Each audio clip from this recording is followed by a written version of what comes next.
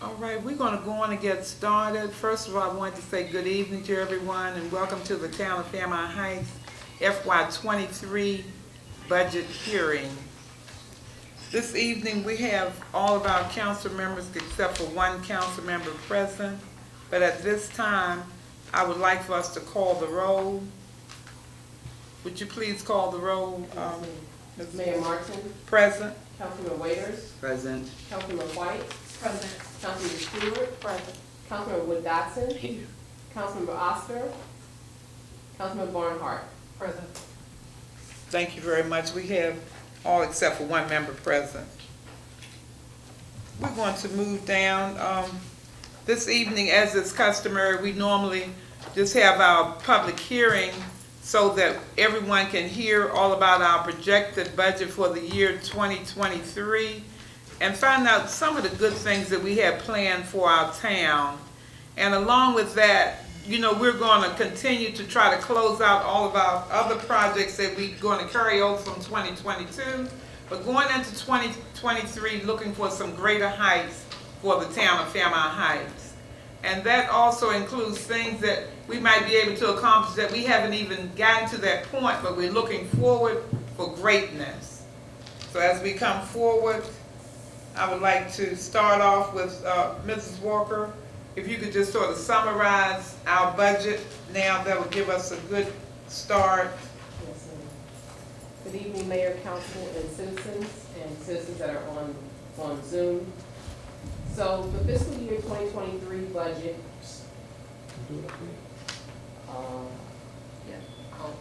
I need my computer. Oh, okay. Can we bring this back, the speaker, or you were trying to get the picture where you, Yeah, okay, that as well. okay. Okay.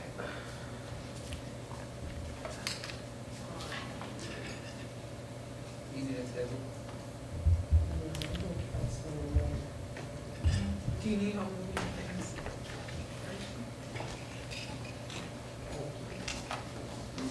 No, it's get right here. And I'll just move over. Okay.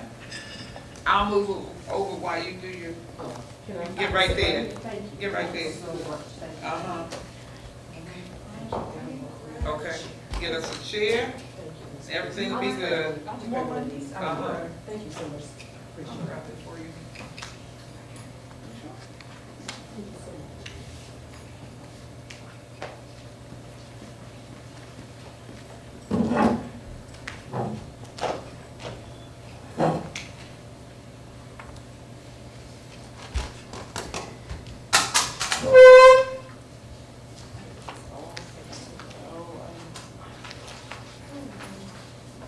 Sure hope he's not recording right now. This is going really bad. That's okay, that's good. That's good.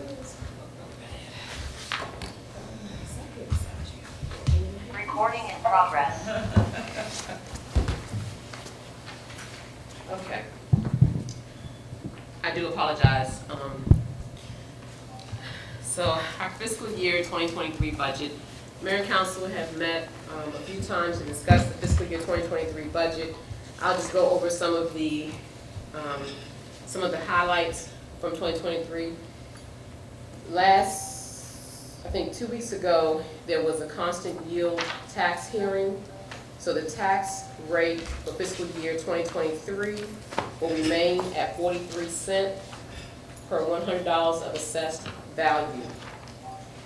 There is a slight increase for building permits from fiscal year 2022 to 2023. There were no changes in operating properties or business licenses.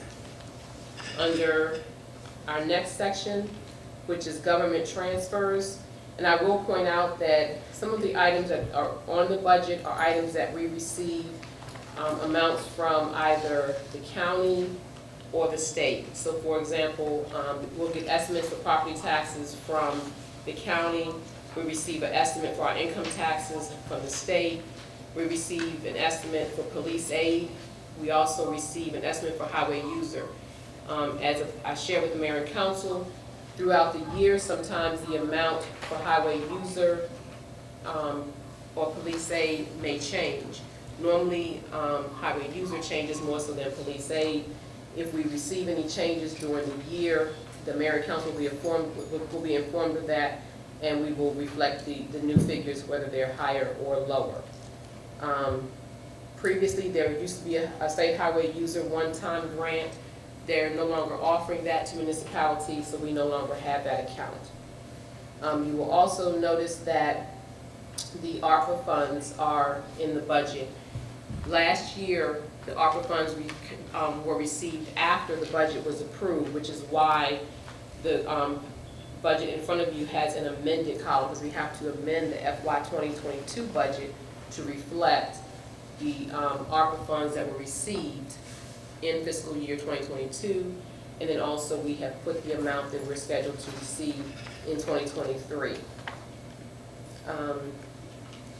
And I believe there were no other changes in that section, except for under code violations, $5,000 for fiscal year 2023 in comparison to $3,000 for fiscal year 2022. For the police department, there were no changes to the proposed budget for the police department. That will be revisited once the police department is reinstated or at full. Once it's staffed, that will be revisited. Our next section would be government administration, and so I will say that for 2023, most of the staff received increases for 2023, so the wages in each department reflect the increases for 2023. Holiday bonuses, I just will point this out because we've had some discussions. Those are not bonuses for staff.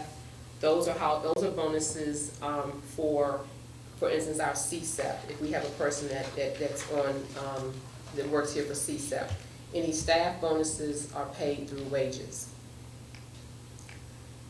There have been conversations about the website. However, that remains in the budget for next year because we do have an ongoing contract with Civic Plus, so account 5070 remains in the budget based upon the current agreement, and that's an estimate for next year based upon what this year's amount is. The lease on the copier, I believe, will be up in 2023.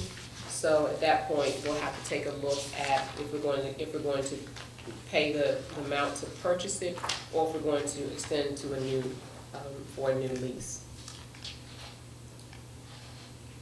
There is some of the accounts, even though there's been no activity, they remained in for next year.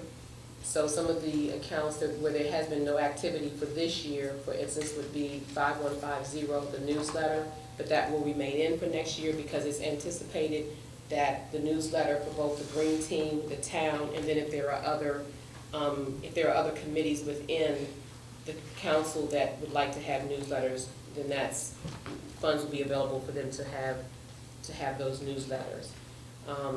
Also, a question was asked during I believe it was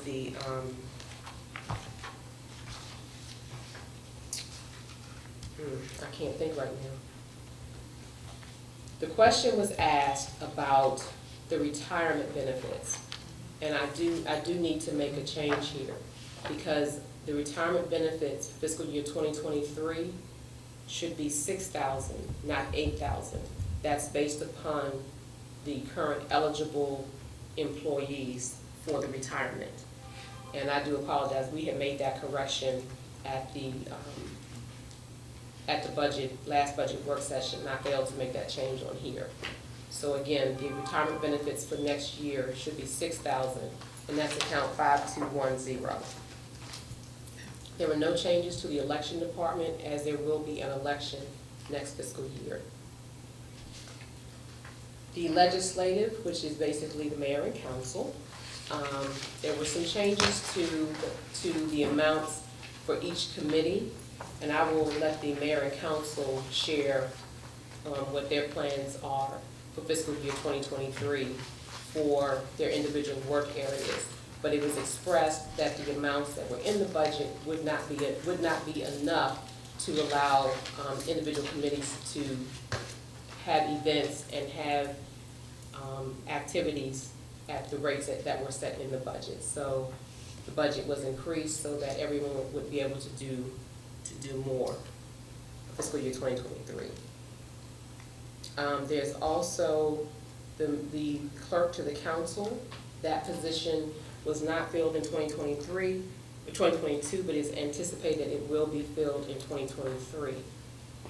Account 5555, parliamentarian, it has been asked that be changed to interpreter. The current mayor and council would like to have an interpreter moving forward for fiscal year 2023. 5560, hotel accommodations, the amount projected for fiscal year 2023 is based upon the amount that has been spent this year for 2022, and an extra amount was put in because only 5 people attended this year, but the amount projected for 2023 would allow for the full mayor and council to be able to attend. Our next section, let me grab the supplemental spreadsheet.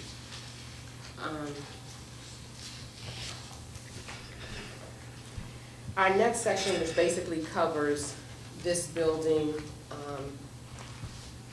One of the things that did not change, but there will be future conversations about it, building maintenance. There have been conversations about doing some upgrades to the lower level, but the maintenance, the smaller maintenance that needs to be done to this level would include removing the carpet in the rear area, replacing the ceiling tiles, and painting, just so that some of the things that have not been attended to over the years can be attended to. I'd also like to mention 5576 iNet. That is our current internet provider. The amount for fiscal year 2023 is an estimate based upon the amount that iNet says we'll pay for next calendar year. Next department, public safety. You will see a large increase in the wages for the police department. It is anticipated that Fairmount Heights will have a full police department in fiscal year 2023. So the wages have been increased to allow for a chief, a lieutenant or a sergeant, patrol officers as well. But the mayor and council will decide which positions, I guess, in conjunction with the chief, once the chief is hired, what positions. But the budget has been increased to allow for a full police department for fiscal year 2023. Also, for next year, an administrative assistant for the police department. I will point out that there's also been put in the budget an administrative assistant for the admin, and that person would be not just for admin, that person would help with public works as well, and will be able to help with the police department administrative duties until they have someone filling those positions, filling that position for their department. Under technical upgrades 6022, that will include software updates for LiveScan and any other software that needs to be updated. Also under, we increased National Night Out so that more can be done for National Night Out. Vehicle maintenance, that was increased. If the police department is staffed, the town will have to purchase vehicles. Those vehicles will need to have, possibly have the light bars installed, definitely will have to have those vehicles wrapped. So vehicle maintenance was increased to anticipate the cost to install the light bars, wrap the vehicles, and do any other small things that may have to happen for the new vehicles. Under telephone, those actually are the air cards that we have in the cruisers. So that's not really the telephone, but that's just because it comes from Verizon, that's why it's under there. I will point out also that we did talk about getting new laptops for the cruisers, and that's under field supply 6130. That would be to purchase at least 2 new laptops with air cards for the police cruisers. Uniforms, training, weapons, background screening, all those things were increased, again, anticipating that there will be a full police department moving forward. Okay, our next department would be Public Works. Again, salaries were increased in the Public Works Department. The Public Works contractor, that is actually the person, that's actually the CDL driver right now. The mayor and council, along with Mr. Rooney, will continue to discuss whether that will remain as a contractor or if that will be an employee.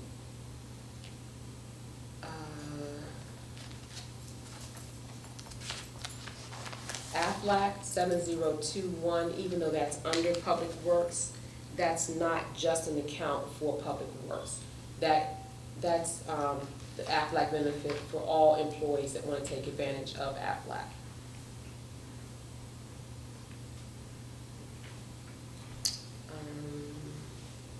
Okay. So I wanted to highlight town maintenance, and I really wanted to highlight the amount that's under the current column, just so that it's clear why, even though we spent more than we anticipated, why it wasn't increased for next year. I printed that detail out. So for this year, the $16,545.24 includes the fence that was installed at the 4.4 acres. So that's one of the reasons that the amount for next year was not increased, because that was a one-time expense under town maintenance 7062. So I just wanted to point out why it wasn't increased, even though it appears that it was a large overage for this year. There have been discussions about also purchasing another vehicle for Public Works. That would be some type of truck, more than likely a pickup truck. The League for Public Works has expressed that it's difficult to provide services for the full town because they only have that one truck, and everyone has to go to locations at the same time or be dropped off at locations and picked up. Another vehicle would allow the team to go different directions and be able to cover more ground. And also, the truck, it's been asked that the truck would have a plow or the ability to take a plow on and off, so that that could be used during snow removal, because currently there's only one option for snow removal. And then no change for citizen events, even though there's been a small amount for citizen events. No change, because for fiscal year 2023, it is anticipated that Fairmount Heights will be at full capacity, which means that the lower level building hall will be used. Special events for citizens will be held in 2023. So everything will be fully operational, unlike it has been in the past year or two. So those are the main things that I wanted to highlight. I will also highlight some of the projects that the mayor and council have talked about. Some of these were talked about by the prior council, and they're still on the table for fiscal year 23 and beyond. All of this will not be accomplished in 1 year. One of the things that has been discussed would be signage throughout the town, signs for the actual building. So if you look at the front of the building, there's a sign that's pretty tattered. So suggestions were made for putting the same type of sign either on the building flush or to do the actual Town of Fairmount Heights, the lettering on the top of the building. Also, there's been a request to have digital electronic signs, one here and then one somewhere else in the town. Mayor Martin has expressed that she would like to see entrance signs to the town. So those would not be digital signs, but those would be signs that have the town's logo, not seal, the town's logo, and then it would go in 2 or 3 different locations as you enter into the town. We do have several proposals that we have not finalized. We have one for a property cleanup, and so far we have received 2 bids on that. We have one bid that's $2,000, one bid that's $1,950. We are waiting for responses to a traffic study. We have received 3 out of 5 quotes for tree removal throughout the town. One for $11,922, one for $7,523, and one for $24,250. We have received 1 out of 4 responses for alley cleaning, and that response has been $11,200. We have not received responses from 5 vendors for the speed humps. We have received 1 out of 4 responses for the basement, and these are just estimates. Nothing has been decided of what will be done in the basement. Mayor Martin had expressed the desire to have the basement, the lower level bathrooms redone, to have the upper level bathrooms redone, to have some of the walls in the basement that are non-load bearing walls, to have some of those removed. The estimate to do all of that would be $74,700 from one company. The other company has not responded. They did say they would be responding.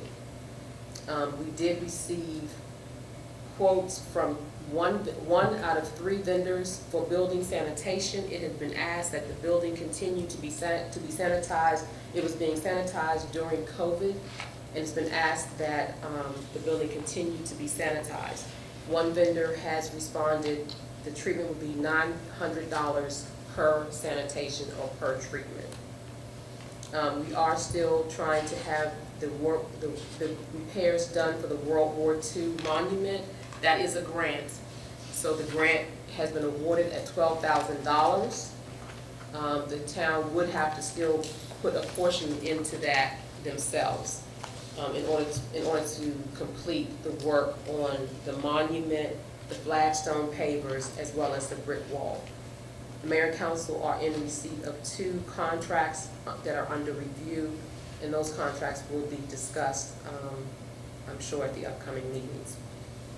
I believe, Mayor Martin, those were the main things that I wanted to highlight. I did want to point out that I'm going back to the budget, account 7080. I did want to point out that, and that's supplies. Again, just like with the other account that I mentioned, even though there's a large overage in that account, there wasn't a huge increase estimated for fiscal year 2023 because that large overage is due to the purchase of the shed, and that was a one-time purchase. So there were no requests for large items from Public Works fiscal year 2023. There may be other items identified later in the year, but for this budget, there were no large requests made from Public Works. And those are the things that I wanted to highlight. Okay. Well, thank you very much, Mrs. Walker. At this time, we would like to ask any of the members who are either online, I think I'll start with the online questions or comments first, and then we'll move to the people who are in the room if you have a comment to add concerning the budget. And we'll proceed like that. Do we have any members on the chat line? We do. We have one. I'm just asking her right now if she would like us to, answer any questions for her. She does not have any questions at this time. Okay. Thank you, Ms. Bowden. Thank you. All right. Are there any members of the community that would like to have, because this is the public hearing section of our budget hearing. So if you all would like to make a comment or have something you want to add, you can come to the podium now. And please, if we could sort of limit it to 3 minutes, that would be very helpful.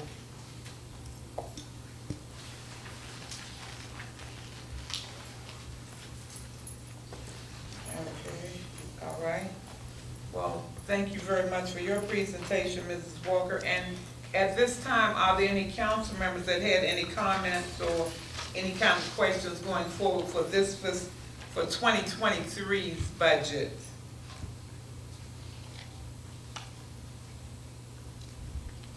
I do have one for public safety. In the event, after we get the chief in place, he looks at the budget and says our numbers are a little off, will we be able to reallocate funds from somewhere else? Yes. Okay. Thank you. Okay. Ms. Gladden asked if we could talk louder, please, because the voices are starting to kind of fade out. Oh. It's hard to hear. Okay. All right, I think our mics are, yeah, the mics are working. Just for the TV now. It's, okay. All right, at this time, if there are no other questions from the council members, if there are no questions, I'm going to proceed. And at this time, I would accept a motion to approve the FY22 amended budget and the FY23 budget for the town of Fairmount Heights. So moved, Tricia Waiters. Can I get a second on that? A second. It's been properly moved and seconded that we approve the FY22 amended budget and the FY23 budget for the town of Fairmount Heights. Are there any questions on the motion? No. Okay, if there are no questions, Madam Secretary, would you please call the roll? Mayor Martin, Aye. Councilmember Waiters, Aye. Councilmember White, Aye. Councilmember Stewart, Aye. Councilmember Wood Dotson, No. Councilmember Barnhart. No. Okay. All right. All right, so the ayes have it. We have 1 nay and no abstentions. All right, so the budget, FY23 budget and the amended budget for 2022 passes. Thank you all very much for your time and effort. And Mrs. Walker, thank you. And we're gonna need to, actually, we need to read this into the record. I have it here. This is the Fairmount Heights Ordinance 01-2023, budget FY 2022/2023. An ordinance to appropriate the town of Fairmount Heights budget for FY 2022/2023. Whereas the mayor has presented the town council the annual budget for fiscal year 2022 to 2023, and whereas the town council has discussed the budget with the administration and has made further recommendations, now therefore be it resolved by the mayor and the council of the town of Fairmount Heights, sitting in hearing on the 30th day of June 2022. Number 1, the property tax assessment as per Prince George's County property tax assessment per owner shall be .43 per $100 of assessed property for land and improvements. Number 2, the budget and all other detailed narratives presented by the mayor and the council shall be considered a part of this ordinance. Summary of approved FY 2022 to 2023. Revenue, general revenue, $605,266.33. Intergovernmental transfers, $215,739.32. Other revenues, $372,347.42. Police Department, $5,000. Total revenue, $1,198,353.07. Expenditures, administration, $246,016.47. Election, $2,850. Legislative Department, $56,807.50. Other expense, $15,500. Municipal, $38,869. Public safety, $374,845.58. Public works, $378,233.99. Special events, $6,000. Total expenditures, $1,114,122.54. This ordinance shall become effective on the date specified by the ordinance. This budget shall take effect on July 1, 2022. This is done by the town of Fairmount Heights, Mayor and Council. At this time, I will accept a motion for approval of this ordinance. That's ordinance FH 01-2023, budget FY 2022 to 2023. I will accept the motion. So move. I get a second on that? I second that motion. Okay. That was Councilmember White. Yes. All right, are there any questions on the motion? If there are no questions, Madam Secretary, would you please call the roll? Mayor Martin, Aye. Councilmember Waiters, Aye. Councilmember White, Aye. Councilmember Stewart, Aye. Councilmember Wood Dotson, Councilmember Barnhart.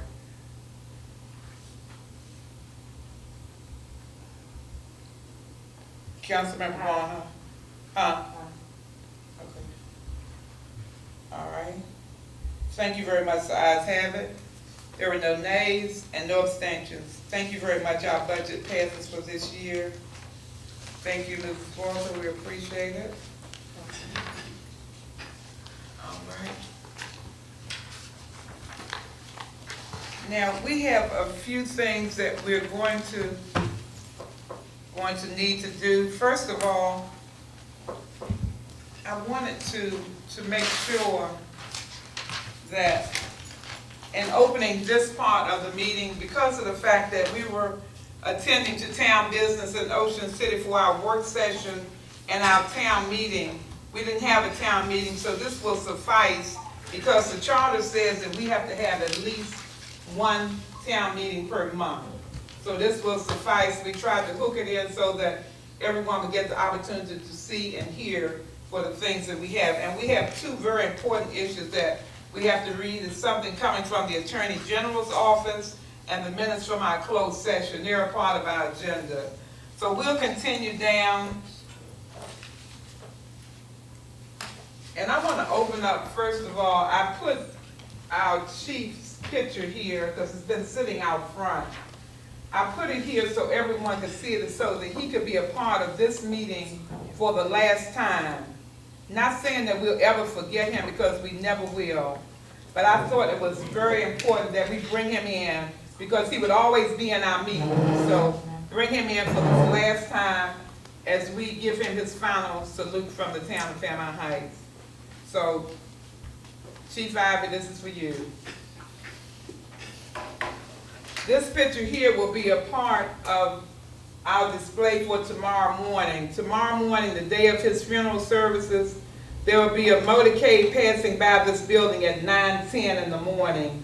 So if anyone would care to join, feel free to come out and show love to his family because his wife came, I think it was Monday before last now, but she was very uplifted by the response from the community. So if anyone would like to join in tomorrow at 9:10, make sure you be here on time because they'll be headed down to the church, First Baptist of Highland Park, for the services. So, and at this time, if everyone would please stand and let's give him a moment of silence.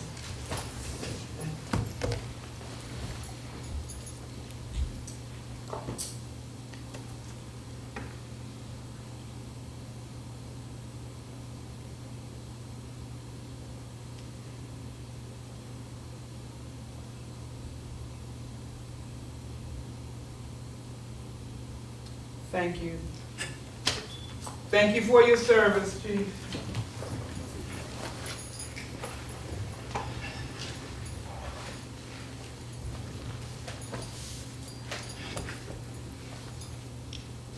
We're going to continue on down the agenda. And if everyone would please stand again, could we please salute the flag?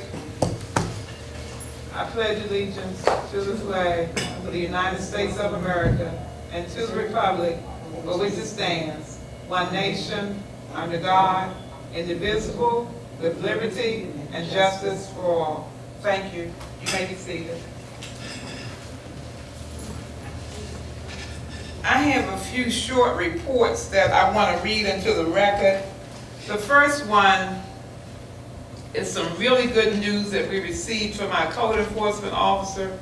He's not here this evening, but he sent me a message. He sent it in the form of an email so that it could be read in the meeting to talk about some action that's going to be taken over on 62nd Avenue, which has been our hope and dream for a while, on the property right at 62nd. I think it's 708 is the direct address.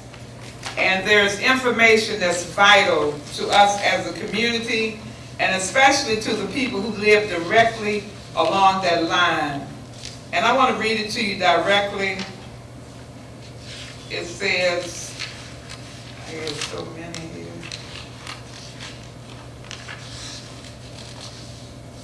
Okay. Oh, okay, I have his here because I had Mr. Roomis too. Okay, it says, Dear Mayor Martin, on June 29, 2022, the administrator for Paragon REO number 6 LLC, Mrs. Samina Jackson Lucas, sent me an email stating the following. Please be advised that we purchased the property on Monday the 22nd of 2022. I will send you a signed HUD-1 shortly. It is my understanding that the writ is ready to be served and is at the sheriff's office. I have received the HUD-1 form on 6/30/22. This morning I went to the county sheriff's office and spoke with Officer Proctor, and he stated that the sheriff's department will be at 708 62nd Avenue on July the 12th, 2022 to perform the eviction.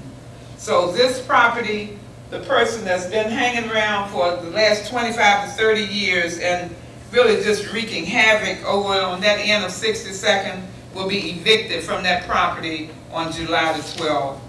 I think this is a major milestone because no matter how we've tried, it's been hard to get any action on it. So this is directly some action on that property. And I know it's a long time coming, but I know they will be very happy to find out that it's going to happen. So I'm happy to be able to report that. I have just a little short blurb here from the town manager also. It's dated today. It's a town manager's report for May 5th to June the 30th. Administration, reminder notice, request to renew franchise agreement with Verizon. Next from Prince George's County Summer Youth Employment Program for 2022. 5 summer youth will start summer employment at the town hall on Tuesday, July the 5th, 2022. Please stop by to welcome our youth. Updating for Verizon Channel 11. To place information on the channel, please send a Word document or a JPEG that state, federal, or external information to be placed on the website, and it can be sent to Mr. Gray. Updated information for the website. I truly wish to thank Councilmember Waiters for stepping in and helping administration with the office coverage while Mrs. Tucker is on vacation. Thank you very much, Councilmember, because we had a lot of things going on in here really from Tuesday on up until today, and we still have more time to go because she won't be back until 11. Councilmember Waiters used her time as a teaching moment, and we updated the website and other forms of social media. I also want to thank Councilmember Stewart for her assistance in uploading pictures and information of the untimely departure of our beloved Chief Ivy. Thank you all, both of you. That was very, very helpful. Very helpful. Okay. Job announcements, the position of labor remains open. 2 applicants will be interviewed next week by Mr. Hill and I. All others interviewed turned down the job offer. Number 2, the town is seeking candidates for the position of chief of police. The announcements were posted on the town's website, Public TV Channel 11, Prince George's County Employment website, MML, and others. Please see Mayor Martin for additional information. A panel is selected to review applications and to interview. Interviews of the candidates will commence on July the 7th, 2022. An update on the Net Zero Housing Initiative Partnership. No important updates at this time. HIP is targeting the homeowners at the townhomes to offer home repairs that will value up to $60.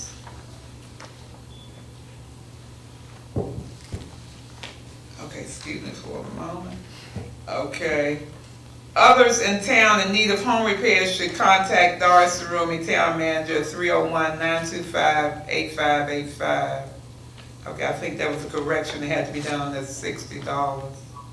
Upcoming grants. Today I am not able to be with you this evening. I am working on submitting the Maryland Department of Housing and Community Development Community Legacy Grant, and the deadline is July 13, 2022 by 3 o'clock. The Green Team regular monthly meeting, their kickoff, the Farmers Market kickoff will be on Saturday, July 9th, 2022. All vendors are welcome. That was presented by Mrs. Cerumi. Okay, so I did Mr. Pinckney, Mrs. Cerumi, and Mrs. Walker. I just had you here, but you don't have any. That's good. That's great. We're going to move on. We presented all your information. Anyway, I'm going to just give a few updates. And before I do my updates, I have something else that has to be read into the record. The first thing is this compliance. The State of Maryland Open Meetings Compliance Board, 16 official opinions of the Compliance Board, 129/2022, issued June 10, 2022, Mayor and Council of the Town of Fairmount Heights. The complainant alleges that the Mayor and the Council of the Town of Fairmount Heights, the Council, has violated the Open Meetings Act, by failing to timely prepare and post minutes online. The Council acknowledges that as of mid-May 2022, it had not prepared minutes of several meetings that took place between May 28th and November 19th, 2021. For other meetings during this period, the Council prepared minutes but failed to post them online. The Council does not dispute that such delays violated the Act. As we explained last year in another opinion involving the Council, see 15 OMCB Opinions 123, 128 through 30, 2021, the Act requires a public body to prepare minutes as soon as practicable after the public body meets. Section 3-306B and T, to the extent practicable, to post the minutes online. 3-306E2. With respect to preparing minutes, we have said that the Act permits a public body to take a reasonable amount of time to review draft minutes for accuracy and to approve the minutes. 15 OMCB Opinions 107, 109, 2021, quoting 2 OMCB Opinions 87, 88, 1999. See also 2 OMCB Opinions 11, 13, 1998. As a legal matter, the minutes of a public body become such only after the public body itself has had an opportunity to review the work of whoever prepared the draft minutes, emphasis omitted. Thus, as a general rule, minutes should be available on a cycle that parallels a public body's meetings, with the only lag time being that necessary for drafting and review. 6 OMCB Opinions 161, 162, 2009. See also 8 OMCB Opinions 176, 177, 2013, Public bodies that meet monthly generally comply with the requirement to prepare minutes as soon as practicable by adopting minutes at each meeting. Last year, we found that the council's delay of 3 and 4 months violated the act. 15 OMCB opinions at 129. In this matter, the council has taken nearly a year to prepare some minutes. We thus find that the council has again violated 3-306B1. We note that the council has posted video recordings of more recent meetings on YouTube. Provided the council makes live and archived video of an open session available to the public, the council need not prepare written minutes of that open session. See 3-306B2, providing that a public body need not prepare minutes of an open session if live or archived video of the open session is available. The council must still, however, prepare summaries. Relatedly, we find that the council has violated 3-306C3, which requires a public body after meeting in closed session to prepare a closed session summary to be included in the minutes of the body's next open session. The council concedes that it met in closed session several times in 2021, but has failed to prepare the requisite closed session summaries. As for the posting of minutes online, we have said that the inquiry is fact dependent, and we are seldom in a position to second guess what was practicable for a public body staff at a given point of time. 12 OMCB opinions, 83, 2018. Last year, however, we found that it was practicable for the council to post a particular set of minutes online during the period in question because the council had posted other minutes during the same period. See 15 OMCB opinions at 130. See also 14 OMCB opinions 3/4/2020, inferring from the mere fact that minutes were posted online in a particular year that it was practicable to do so during that period. In this matter, the council does not dispute that it was practicable to post minutes online and acknowledges that it failed to comply with the act. We thus find that the council has again violated 3-306E2. We appreciate the council's recognition that the town citizens deserve compliance with the Open Meetings Act, and we hope, having now issued 2 opinions in the past 8 months finding violation, that the council more urgently resolves the major issues that have prevented the council from complying with the Act's requirement. In conclusion, we find that the council has violated 3-306 B, C, and E by failing to timely prepare minutes, including closed session summaries, and by failing to timely post minutes online. This opinion is subject to the acknowledgement and announcement requirements of 3-211. Open Meetings Compliance Board, Lynn Marshall, Esquire, and Jacob Alschuler, Esquire. Okay, so that satisfies the fact that we put these into the record because they said it was mandatory that we do it. So we have those out of the way. So we have one other set of closed session minutes that must be read in, and I'll read those in. These were done on the 6th of June, time 22:07, location in this main chamber room. Motion to close the meeting made by Councilmember Brianna White, seconded by Councilmember Jacqueline Wood Dotson. Members voting in favor, 5. Those opposed, 2. The item that was checked to close the meeting was the first one, which was to discuss the appointment, employment, assignment, promotion, discipline, demotion, compensation, removal, resignation, or performance evaluation of appointees, employees, or officials over whom this public body has jurisdiction, or any other personnel matter that affects one or more specific individuals. For each citation checked above, the reasons for closing and topics to be discussed: number 1, Department of Public Works contractor, which was a personnel matter. Second one, clerk to the council, dispute of termination grounds, personnel matter. Number one, hiring back former town of Fairmount Heights police officer John Morris. Persons attending this closed session: Rakeisha Barnhart, Brianna White, Gilmore Oscar, Patricia Waiters, Jacqueline Whip Dodson, Akiva Stewart, Mayor Lily Martin. This statement is made by Brianna White, presiding officer Lily Thompson Martin.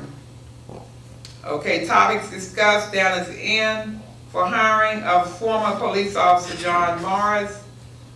Upon contemplation, it's been decided we will move forward. Please see back of the page. Same thing. Let me read this last little part, never cover that. In the application and interview process of all qualified applicants, evaluation of applicants will start June 13, 2022. Establishment of an interview panel comprising of 5 people, including 1 citizen, will be completed by June 22nd. Determination of best applicants will be presented to council and mayor by the 24th of June. Council's review of applications will take place July the 6th through the 8th by way of Google Calendar, appointments by slot times. 10:43 p.m. listed, Councilmember Gilmore, I guess when he was on, his name is here. Clerk to the council, after discussion has been decided that FY23 budget will include the position clerk to the council / administrator. Last item, the council will seek counsel from the attorney Deloach concerning the Department of Public Works contractor on the continuation of the town's agreement with him. So that is read into the record per our requirement. That's been done. All right, we're going to continue down. We have a few summaries. I just have a few items to summarize here. First of all, I wanted to talk a little bit about the MML conference. This year, the conference was really in full swing because a lot of people had missed it for the last few years. So there were people that all of our neighboring communities, basically, they were there, and there were a lot of good points. But one of the main things I had was the opportunity to speak with Secretary Hope concerning our position that we're trying to get a new circuit rider here. So that's in the works. We have that on their agenda, and they have promised to get back in touch with us to talk more so about our 4.4 acreage up on Sheriff Road. So that was really good contact, a chance to sit in on their meeting. Very, very successful with that. There was another company there, and they come out of Pennsylvania. They had this solution that they talk about what you can do concerning these potholes that continue to open up, because here, you know, we have potholes all over the town, and it seems like it's just about impossible to keep track of them because you put a solution in and it doesn't always last. But this particular company, I'm going to bring the information and I have it in my bag, because they said all we need to do is contact. They will send someone here to review our needs and see how we can work it into a plan. We could get some help with getting our patch holes with a much more permanent position. So I want to look into that. I wanted to make the announcement that the library will have free food for the children, and it starts June. It's already started. It started on the 27th and it'll be running to August 12th. This will be from 1 to 2 p.m. It's free. So please send the kids around. If you think they need something to eat, send them around to the library. There will be mosquito spraying tonight. Normally it starts about 9 o'clock, so they should be out spraying. We got an email from Stormy that does the spraying, so they'll be spraying tonight for mosquitoes. The Juneteenth walk. I don't know whether most people had the opportunity to see the notice that came here from the library. I think one of the library, the representatives from the library came here and brought it. We had it up on our board, telling everyone to come around because they had a Fairmount Heights walk on the morning of the 20th, Juneteenth. It wasn't a lot of people when I went around because I had a lot of other things to do, so I just spoke to them and went and looked at the displays. They had beautiful displays. All the nice historic displays, they had them up in the library, so it was very interesting. I didn't go all the way with them, but I know they went all around down by Eastern Avenue and quite a distance. But there were only about 6 or 7 people that went with them. So, but we're gonna have to try to work more so on getting more participation for that. Because it was something very interesting to do. And the last thing that I want to talk about is the vote that was taken day before yesterday by the county council to decrease the taxes, the property taxes for residents who have been in their homes for at least 10 years. If they're over 65, they're gonna get a 20% decrease in their taxes. Monumental. That's something that definitely deserves because people are going to be helped by that in a great way, So I wanted to bring that to everyone's attention, and I felt like it was really noteworthy.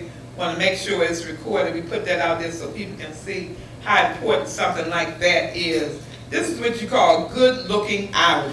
What was Good the looking. percentage again? 20%. Yeah. And the age. And the age, you gotta be, but there are a lot of people that's gonna really help. I feel good about that because I can see where to help a lot of people. It's over 65? Uh-huh. Not at 65. Yeah, you gotta be old. Yeah. Well, I mean, hey, look at all the other details, but I think it's something good. It's good. It is good. Yeah. Because that 20% takes a nice little plug out of it. Yeah. Okay. So that really ends it for me. At this time, the council members, I'll start here. If you all want to sort of give some summaries, talk a little bit for a few minutes, I'll start here with you, Councilmember Waits. We'll go around and we'll come back on the other end. Okay, so real quick, the Economic Development Committee has not had meetings because of some of the things that we had to get out of the way, as well as the ARC. We waited for the ARC, so we're supposed to meet next month. Our regular meetings will take place on the 3rd Thursday of the month as scheduled, and I'll send something out for that. The social media, new public communications chair liaison, I've been working with Councilmember White to get access to the website, what is it, Facebook and the other accounts for Instagram and Twitter. The social media for Facebook is done. She's access, but I also added Councilmember Barnhart. I couldn't find to have dual posting, as well as Mrs. Rumi. So we have multiple people that will be have access to the site. And then the community yard sale, I wanted to bring that before the mayor and council. I spoke with Councilmember Dawson about this. It's something that she was passionate about a couple of years ago, whatever. So scheduled proposed date is the 16th, which is on a Saturday. I created a preliminary flyer, which is not, the date is not set yet, etched in stone, because I wanted to bring it before the mayor and council. So just to give you a little bit of logistics about it, it's community-wide. Whoever wants to participate. Spoke to Mr. Pinckney about the logistics on whether we had to have permits to do so, or individuals that would participate had to have them, and he said no, that they could have a yard sale. So the biggest concern that I have is the safety, and reaching out to Prince George's County Police to make certain that, because people that are involved may be selling things, to make sure that they, cruise the community for us on that particular day, if there's no extra burden on them to do so. And that's pretty much it. If the date does not conflict with anything else that we're doing, it's set for the 16th, and I'll change it if it is. But that's it. That's all I have. Okay. All right. Thank you very much. Councilmember White. All right, so. Can you give him Okay, so MML was a wealth of information for me. Truly the first time, networking with other towns, understanding how they are proceeding with things. So it was a very, informative time for me. What I got most out of it, because everyone's dealing with the same problems because of the pandemic, and basically finding more ways to procure money for the town without taxing our citizens or making them come out of pocket for it. the most helpful of these events was the public works meetings. Now, I am not the head of, or the chair for public works, I'll say that, excuse me, the chair for public works. But I went in order to have a clearer understanding of, just the way things should be ran and things like that. Usually at these events, there were a few council members, but usually you have like the lead of public works or, something like that, the town manager go, but no one was available. So myself and Councilwoman Barnhart went. And it was truly a treasure trove of information, but also a way to connect with people. So one of the leaders of the discussion, Leslie Riddle from the town of Hyattsville, was extremely helpful, specifically in discussing passive forms of income for a town. More specifically, requiring utilities companies to get permits to do construction on our roadways and things like that.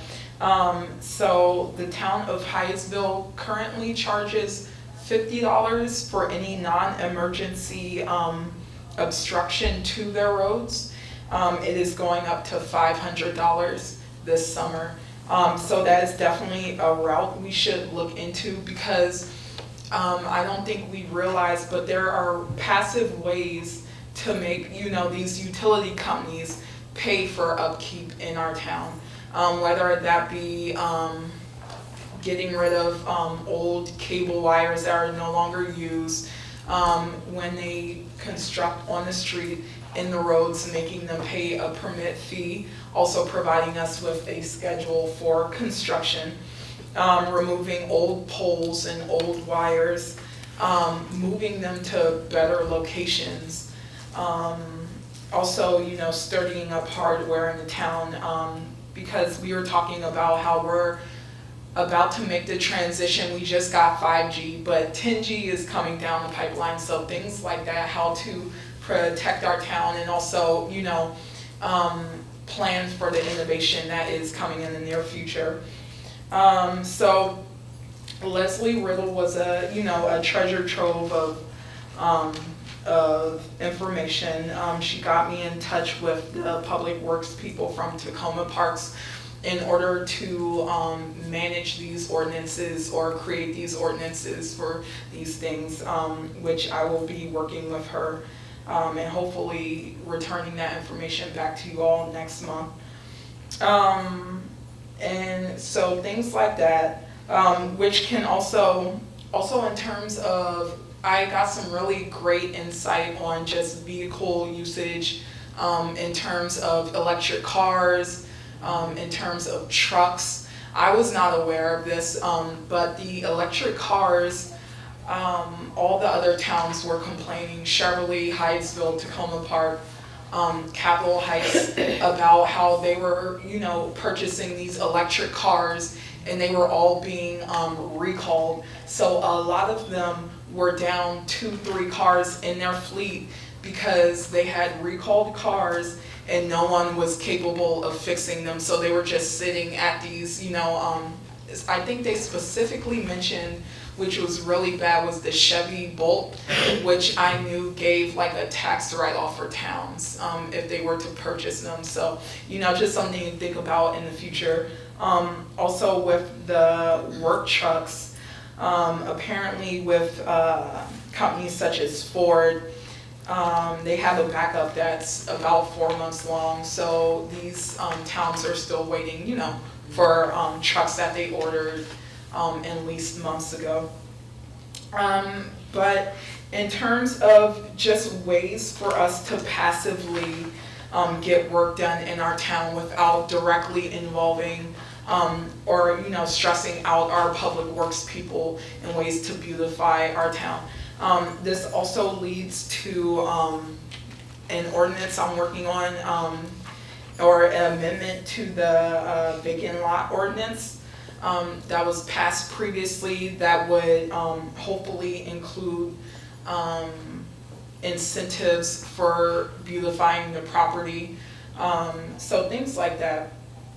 Also, just information on revising, the charter.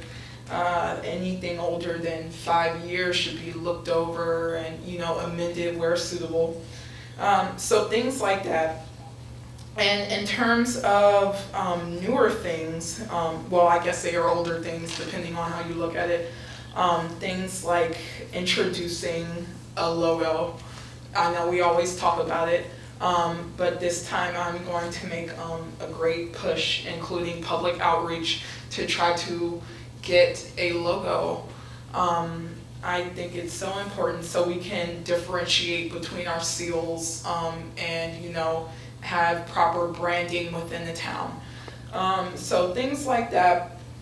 Mr. Rumi was grateful enough to give me access to, along with, oh, thank you so much, I'm slipping on the cord. Along with Councilwoman Stewart for the website. I did it under a VPN, so I got kicked out, but I'm working with her to get back in. She's been super busy, so she hasn't been able to, contact me through emails or phone calls in the past week and a half, but hopefully very soon we'll get started on that. And in terms of other things, let me see for you.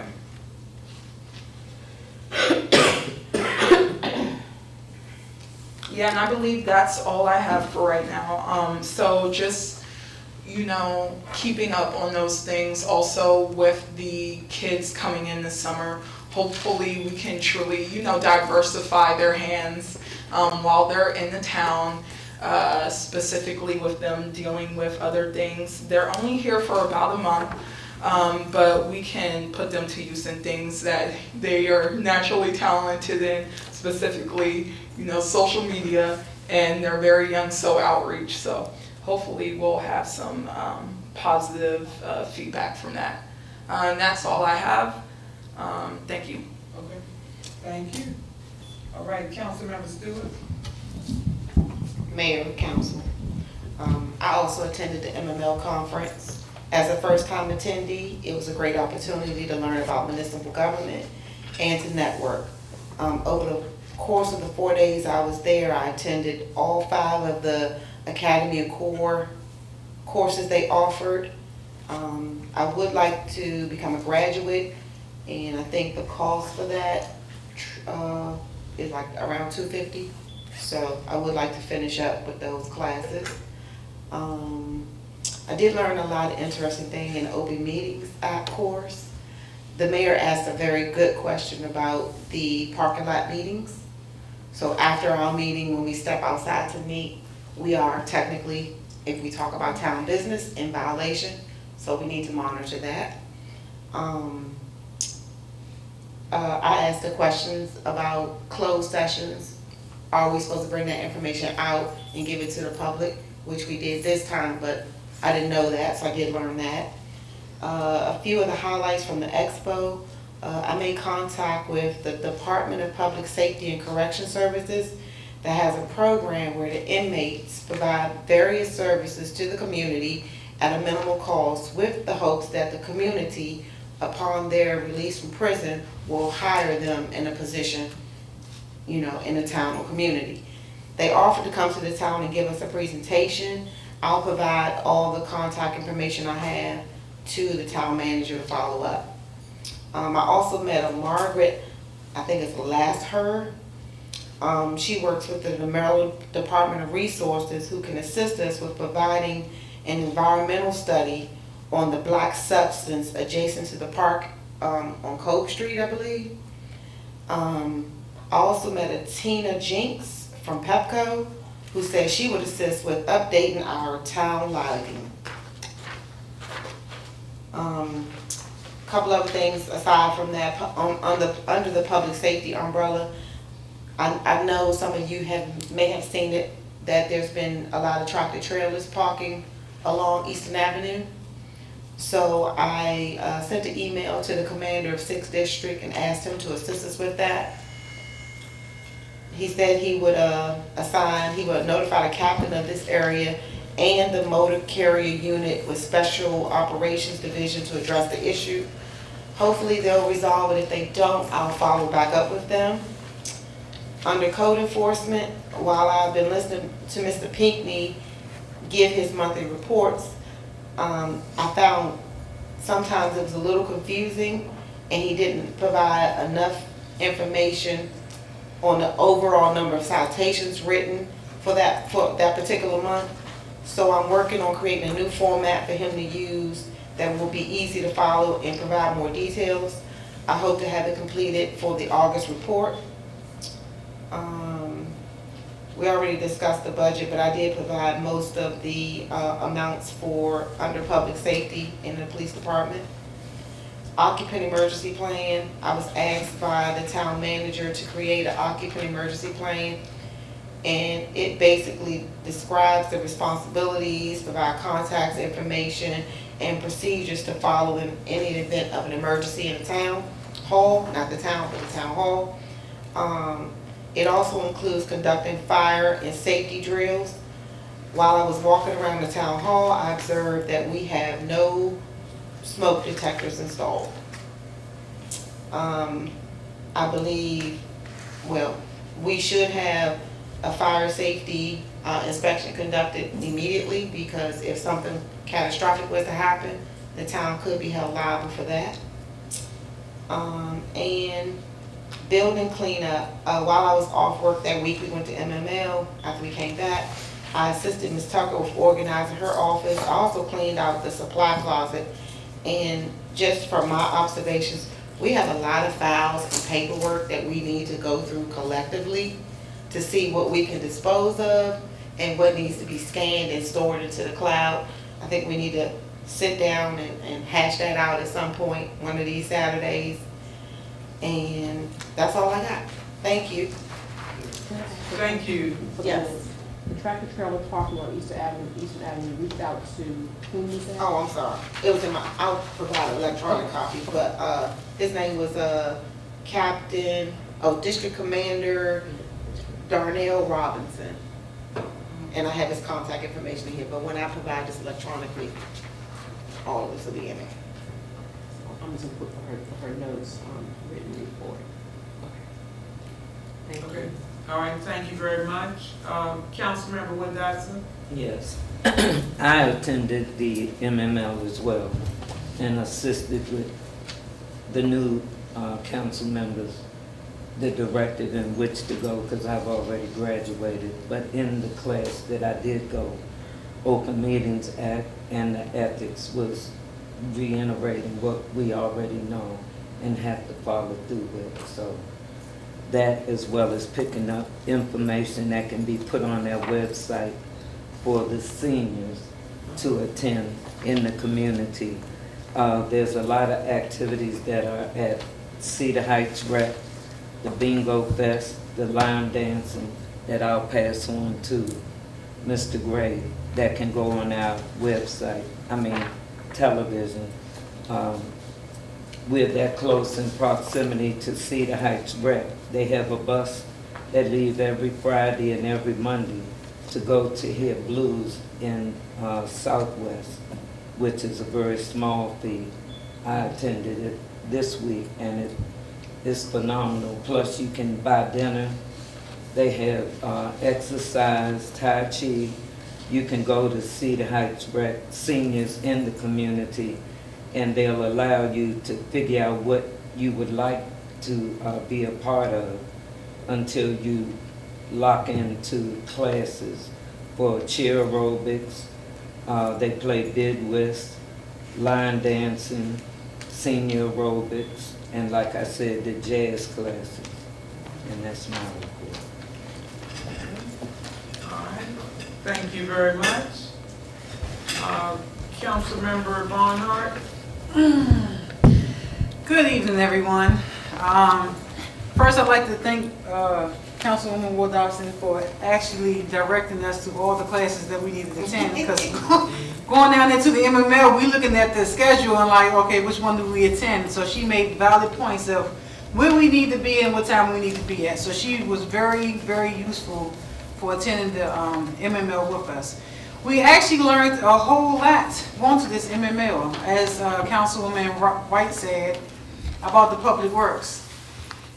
It was very, very informational. I think we need to, I think that we are going to join in on it because they have a public works email that distribute to all the towns.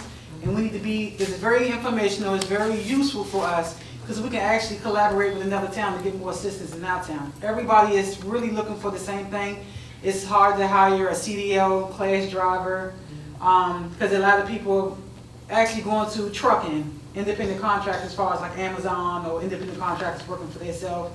So in the whole, everybody is collectively looking for the same thing out of their public works. We did learn as far as the training for public works, what's needed and what's not needed.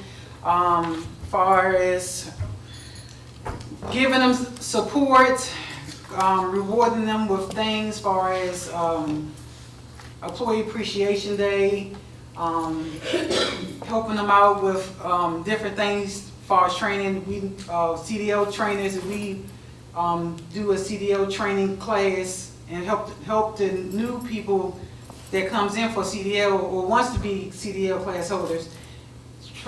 See if we can provide some training for them. I also attended the ethics class, which was very informational. But again, we all here know about ethics, and I'm also taking that in school. We already took that, and we really did the municipal budgeting, and I've learned a lot from that as far as budgeting.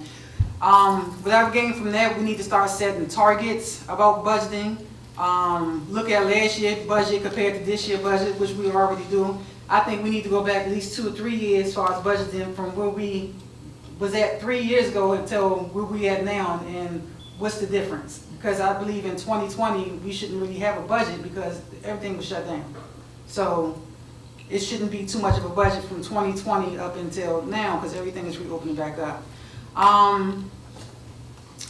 Auditing, that's was very informational how we should do our audits and where our audits should come from. Visions on what we need to accomplish. I think from the last couple of years since the town has been moving forward, or old council people until now, we need action plans put in place. We need to figure out from what we're doing now, from the fiscal year 2023, how we're going to move forward to make the town better.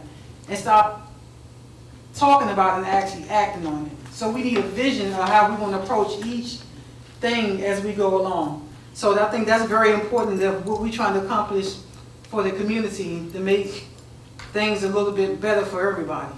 So that's what I gained out the MML. Councilwoman White actually really spoke on the public works, which I already had a line, so we were basically going to say the same thing.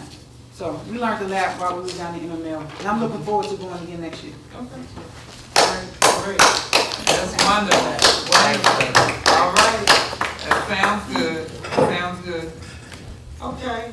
Well, thank you all very much for all your reports. I think that ends our part of it. At this time, I will allow anyone who's still, if there's any information in the chat, is that okay? And then we'll go to the live community members and we'll take it from there. Ms. Black, do you have any questions for us? There are no questions in the chat so far, so. Okay, thank you. All right, any members in the building, if you would like, you could come to the podium here and we'll take it from there. Mayor, you might need to put the mic back up there. Okay, thank you.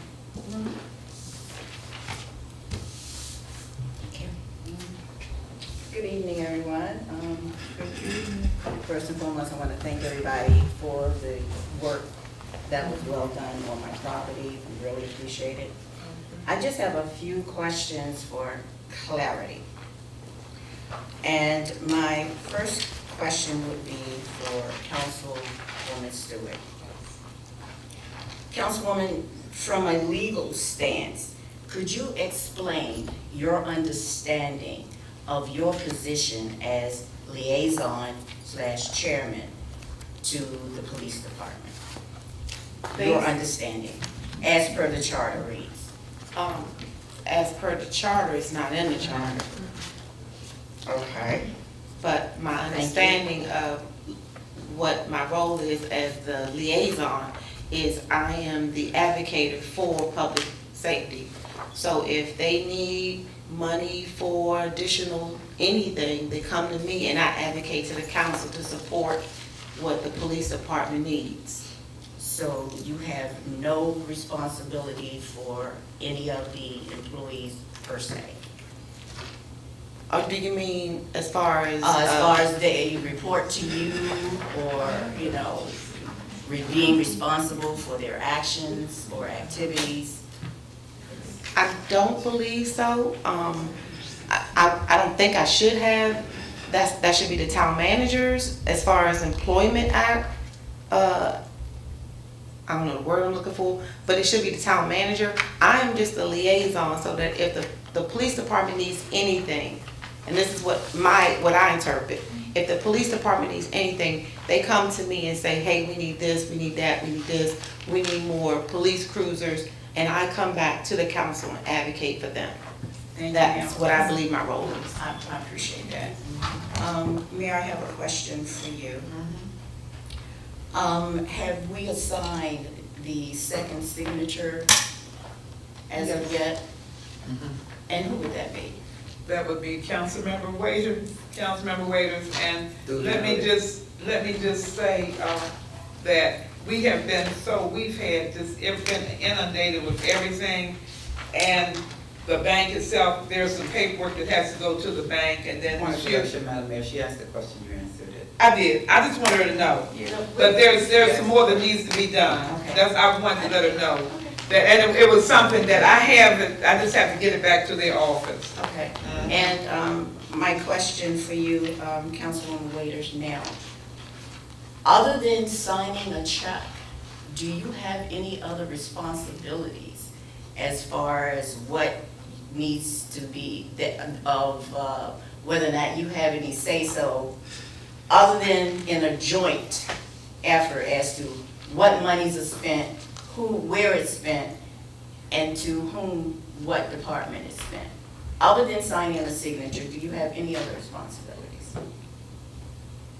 I don't understand the nature of your question, but let me answer this. Okay, You're answering things that you already know. Well, I'm answering questions like this. I'm the vice chair, just so that you're informed, and I'm a check signer. I make no other decisions outside of what the council, the mayor and council per the charter approved. So I did not increase any authority, and I did not lose any authority, anything different than what I already had when you were here. Thank you, You're appreciate it. welcome. You answered my question. Yeah. And actually, just one more question for you, Councilwoman Waiters. Yep.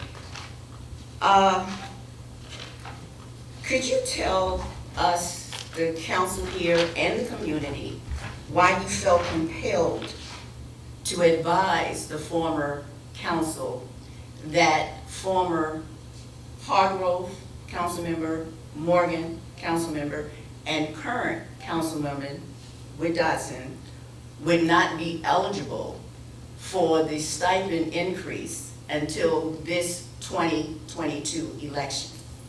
You state your question.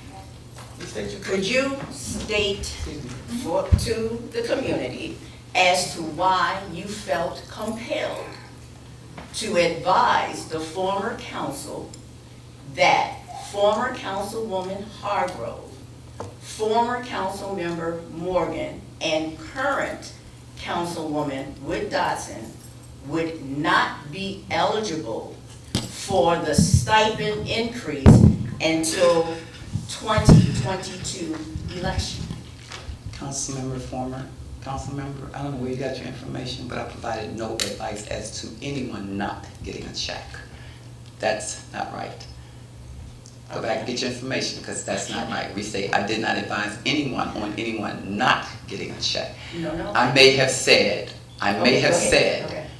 in defense that they were elected, and from the time that they were elected into office, that they should be getting a check, because there was some discrepancies as to them not getting, I think Councilmember, it was a 3, not getting a check the first month. I don't know the extent of it, but in the meeting, I said that they should be getting a check. I'm not giving advice.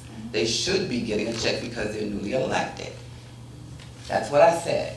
Okay, now, But we're speaking about the increase. in reference to the increase. What increase are you talking The about? increase in our stipend. The increase in the stipend that they already get when they get elected? What are you talking about? The two new council members would already get the $350. What are you saying? So why would I give them advice on anything that they would automatically get?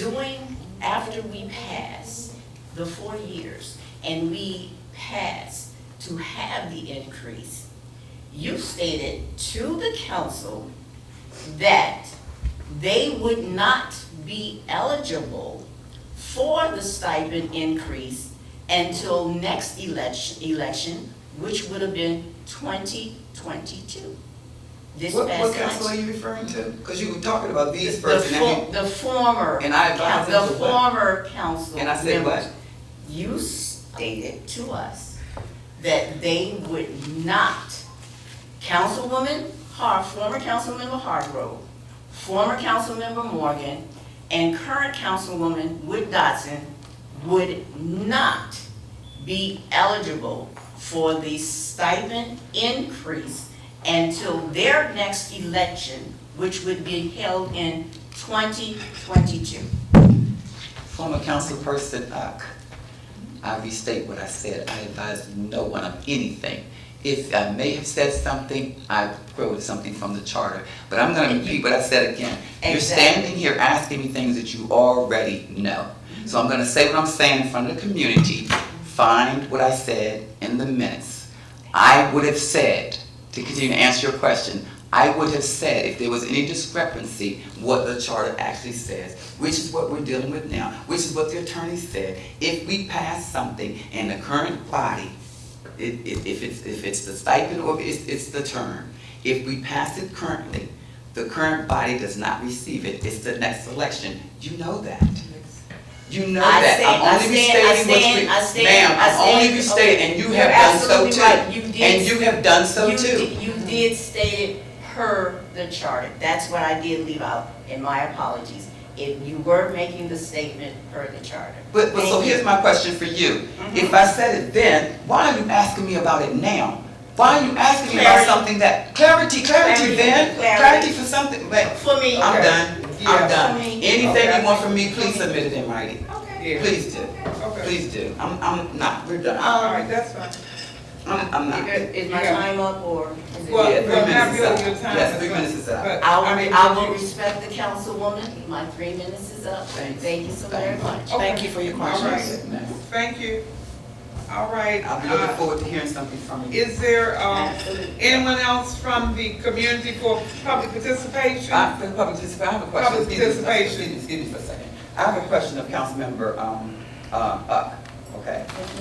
Did you clearly understand your responsibility over Former former? councilmember. Once one, always one, but I'll call you Miss Uck if you don't want that, That's okay? what I'll call you you Miss want. Uck. Into a Walker.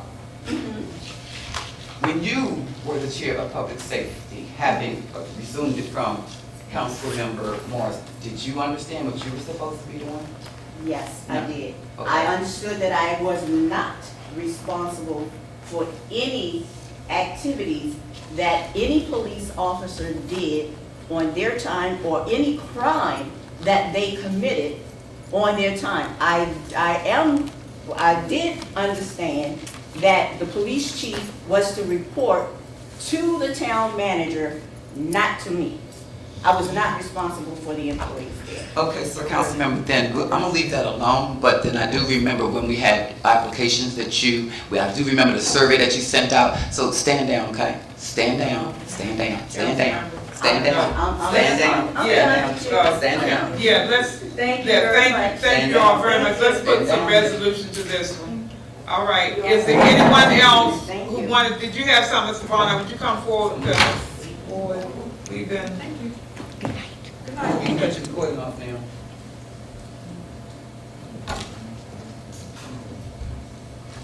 Good evening, everyone. Good evening. I'm going to go through this very quickly because you guys already had discussed a lot of these issues that we still have as far as Ms. Wong's project. So, being as though that we have a new owner that's occupying that property now, and they're looking to do a eviction on the 12th. Our concern as the Citizen Association and abiding by the charter to preserve the safety and welfare of all the citizens in the town, that we have a contingency plan in place with this 12th day. I don't think that no actions be delayed after this date right here. These people have been waiting too long for this to be solved, and I think that the town has an obligation to go ahead and put something in place, concrete, that after the 12th, that something is done about this property. That property has urine outside from this wings. You have defecation out there, you have food out there, you have rodents going through there. We are violating the charter. That's what we're doing. It's same as the speed humps. I have vendors that want to get to Miss Walker so we can get a process started on the speed humps. I think that I was told that we had something in place 2019 about speed humps, 2019. And I know that Ms. Stewart told me before that she came to a meeting where her son was 4. About speed humps. How old is he now? 30. 30, okay. So that's 26 years. I think we need to put some kind of plan in place. Or some kind of, or just getting bids is one thing. If you only get 2 bids and nobody else bid, then pick out of them 2 to get the process started.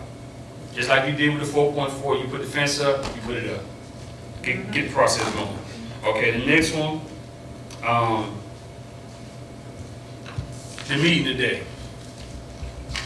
Now, I understand Ms. Tucker's not here, and then she's the clerk, but I still think that we are in clear violation of the Open Meeting Act again, because if you notice in that, Ms. Gladden is the only person on Zoom. Is she the only person on Zoom? Mm-hmm. She's the only person on Zoom.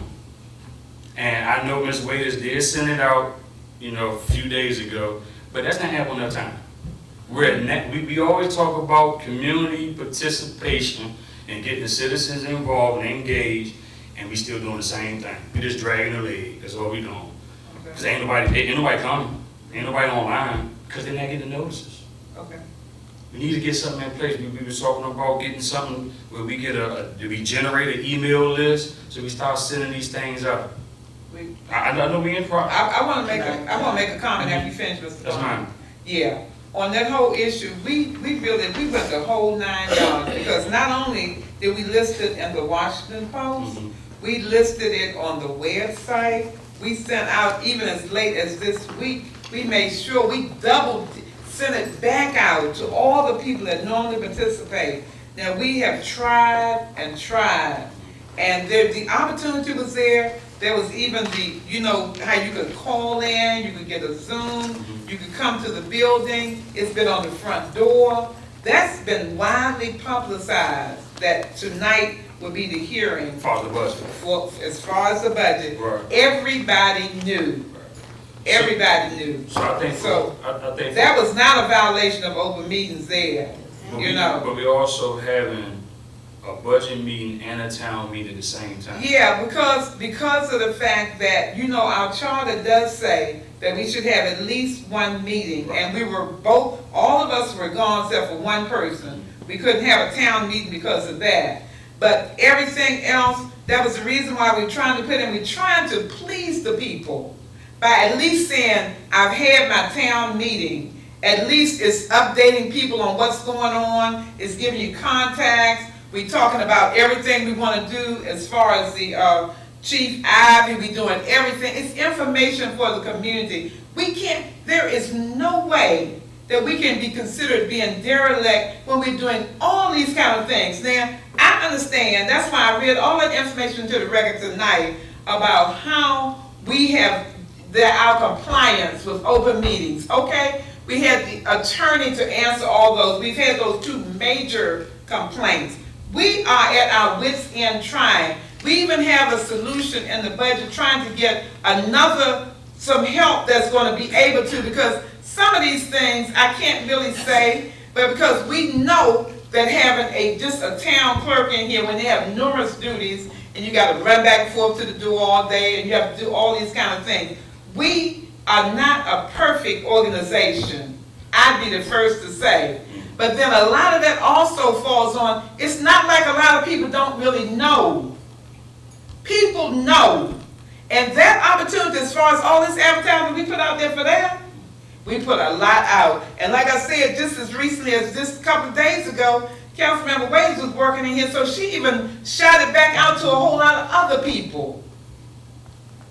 Councilwoman Wade, how many people did you send that out to on your email list? I can't say, but what I did. You was can just I give me a got rough an email. number. You give me a I rough think number. at least 8 to 10, I'm not sure. 8 to So, 10? I used the list that Miss Tucker had sent, and then I tried to find people from stuff that I had sent. So what? I'm sorry. So I'm just trying to make a point that you sent out to 8 to 10 people, right? Yeah, I And we used to. say that people are supposed to know about it. We got new people in the town, we got renters in the town, we got people that's residents in the town that really don't know when we're having meetings, because our meetings are usually on the first Tuesday and the second Wednesday of the month. So if we change the date, then the community need to know that we changed the date.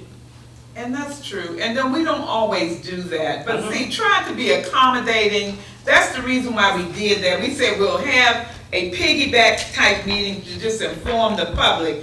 We don't, it's not like we want to do that. Our meeting is normally the third Wednesday. It's always the third Wednesday. And we can't help it. We have to go down there and try to learn something that's going to benefit the town. Well, for suggestion, I think that as far as communicating wise, Mr. Rooney's been the town manager, or Miss Walker would like to do it. It needs to be put out in ample enough time so we can get proper participation from the community, so people can know about this. We can't just assume that people know about our meetings, especially when we change our dates. Now, I'm gonna give a benefit of the doubt. I know we got a lot going on. We got stuff, just coming back from MML, people trying to get, accustomed to their positions. I understand that. So that's where the sympathy come in there, but we've been doing this for a while.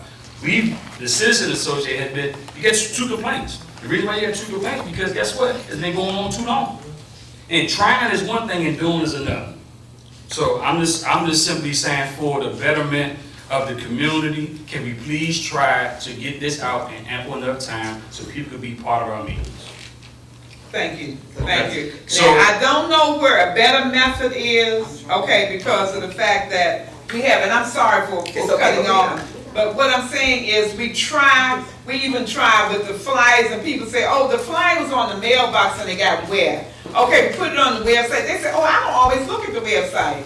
So then you put it on the channel, it doesn't always, sometimes people say the channel is slow to get to certain parts of the channel because you have other things that take precedence over one thing or the other. But so there's no perfect way to do it.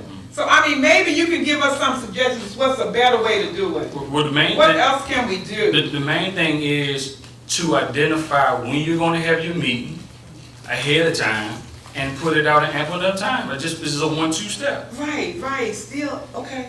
And look, if it flies off the mailbox, if you send it out in the email, and if you put it on the TV, and if people still say, hey, I didn't get it, I don't know why you didn't get it then. But if you miss one of those steps, somebody gonna have something to complain about. But at least if you do it, guess what? They don't have nothing to complain about because you did it. Okay. All right. Well, So we did it this time. We did it. Not for the town meeting, for the budget meeting, but not for the town meeting. Okay. People didn't know that we were having a town meeting. I didn't even know that we were having a town meeting. All I knew was a budget meeting. Okay. All right. Ms. Williams? Okay. So, sir, since I've been here, I've been out with Ms. Tucker, I've been looking at the phone system because people complain about the phone not being answered. So we're looking at call forwarding with the phone system. So this is what I did do to mitigate and help out. I worked with Mr. Rumi, and that was a part of it. She didn't go into detail. So I worked with Mr. Rumi so that every month, at least 2 weeks before our meeting, there's a there's a flash. She calls it a news flash that goes across the website page that announces the work session as well as the town meeting. It will stop at midnight on the day after that meeting. It's just like notifying people. On the website calendar, we put a reoccurring meeting for every town meeting up until December and every work session up until December. What we're doing is we're providing the same Zoom number for each meeting so that people become familiar with them. So what we're trying to do is flash this information going forward so that people automatically know it's Tuesday, we have a meeting, work session. It's Wednesday, we have a town meeting. Or if we have a special meeting, then that gets sent out too. So we put the flash out, the flash goes out every day. It's on the webpage. People can see right there where they come in when our meetings are. And even this one is on as well. Councilmember White, I've been working with her for the social media. I mentioned in my report, they now have access, so we're working on the access. So today I posted the Green Team's event that's coming up on the 9th. It's posted in the yard sale. Everywhere we can post now, we're posting. So we're working, you know, to make it better, but there are some other steps that we have to take. So that's for as much as has been done thus far. That has been done. This notification process and going out and touching the doors, we can improve on, you know. So we're gonna have to fix that. But in terms of electronics and IT and reaching out in the social media, she's gonna help me with the Instagram part, we're doing everything that we can to try to blanket the communication. Right. And this is our new communications chair. Right. So give us a short window of opportunity because we've started. Okay. I have a question as well, in terms of Oh, physically. please forget that. Mr. Gray, I'm sorry. Oh, I'm sorry, yes, also Mr. In terms of physically, truly, how do you think we can, because knocking on doors,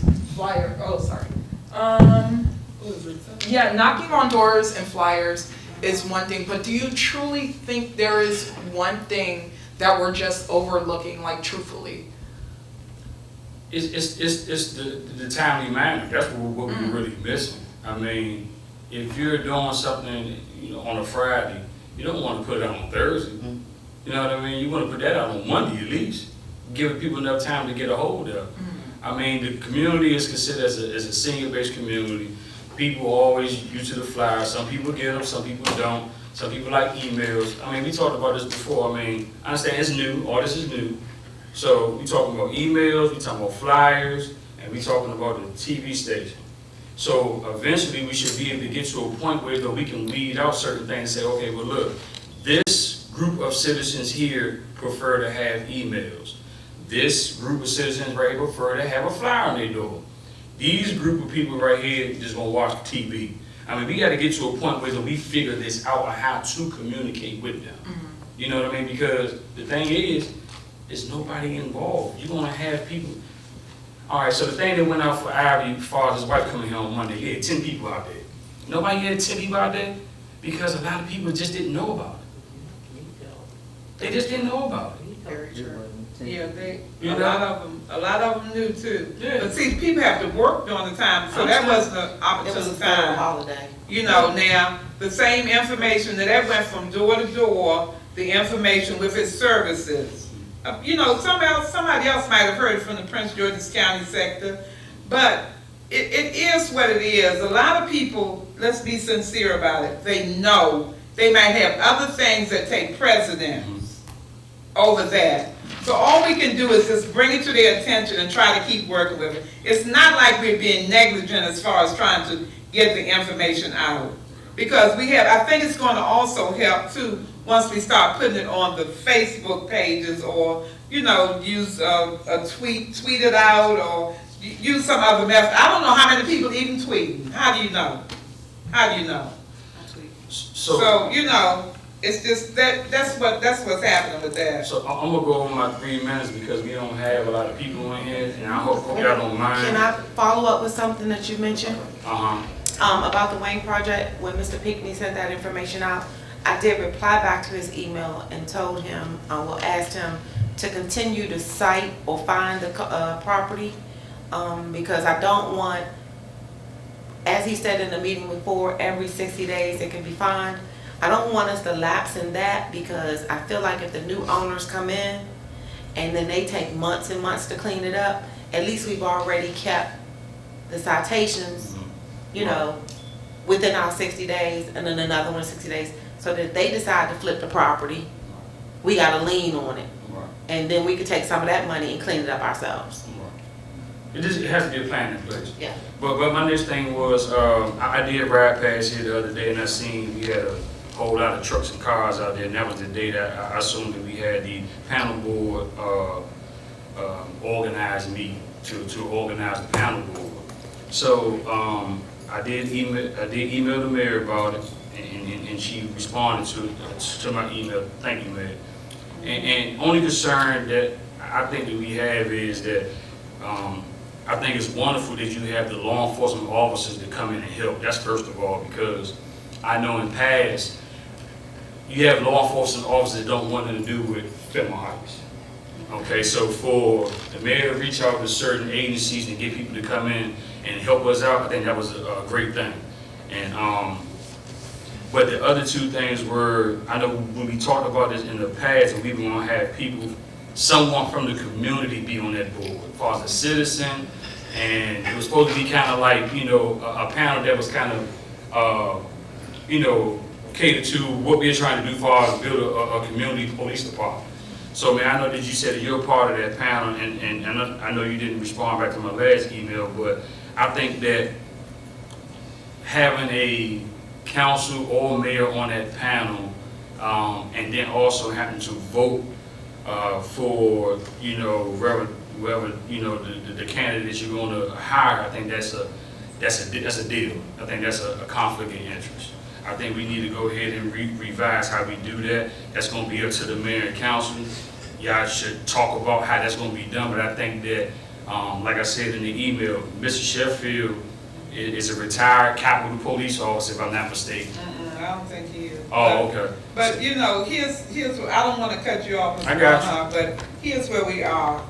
We had the meeting. It was because you had two law enforcement. See, because the guidelines tell you to have a municipality police official, an official from the county.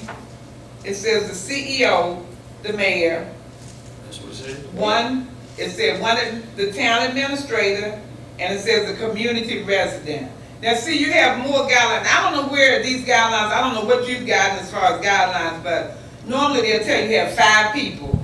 Those are the 5 people they've had on. If it's not sufficient, then, you know, dismantle that one and go on and work with something different. This one seems like it's going to work perfectly. We have the people in place. Even the county came past here today and said, Mayor, evidently he had been talking to his other commander. He said, we here. They moved me back from Beltsville. I'm going to be happy to be in here helping you all. We can even get help or advice from any of them, but if we can keep picking and pulling at it, pretty soon that whole thing will be torn apart.